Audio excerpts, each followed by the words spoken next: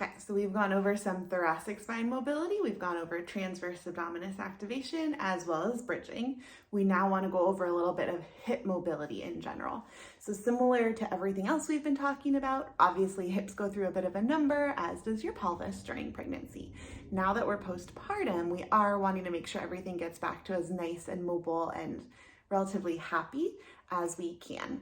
So with all of these, you're wanting to keep your pelvis nice and level. You want to feel those sit bones, that bottom bony part, those ischial tuberosities, relatively evenly down, or we're trying to get them as close to even as possible. We don't want pain at the front of our pelvis or that pubic symphysis where that bone connects. We also don't want like popping, cracking, no sharp shooty, stabby pains, anything like that. So our first exercise is a half straddle or a half butterfly. One leg out to the side, other leg in. You want your foot kind of lined up with the front of your pelvis. From here, knees are however bent, so you can feel sit bones on the floor. At this point, you might feel stretch through the leg. If you don't, you can walk your hands more forward. You can also do a lovely side bend. Again, keep sit bones down. We don't want to like rock and lift to get stretch along through the side and also underneath. You can also rotate and reach forward.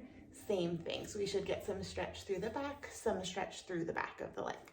After side one, you would just switch over and go through the same variations over on side two.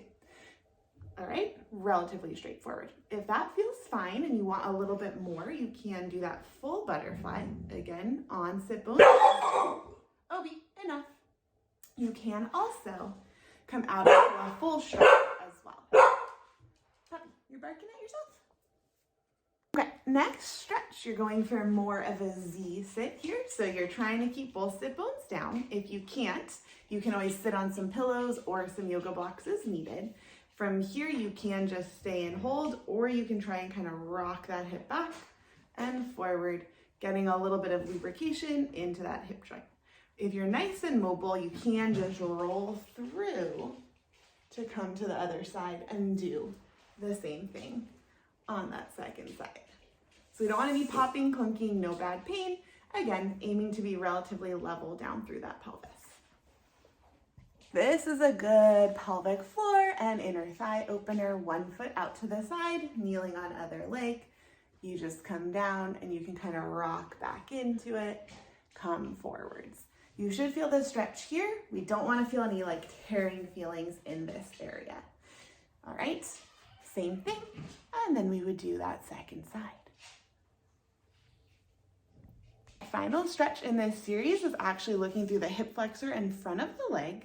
This one's a little tricky for me to feel. If you had pubic symphysis discomfort, so kind of like right in here, either during pregnancy, anything happened during delivery, or now postpartum, you may not quite feel ready for this one. But you're trying to be in this kind of half stretch, pelvis relatively level, both hip bones pointing forward, drop that back hip. You should feel pull through here. If not, you can lean a little bit more forward. There are a couple other modifications I'll go over in a future video. Hopefully you guys found this helpful.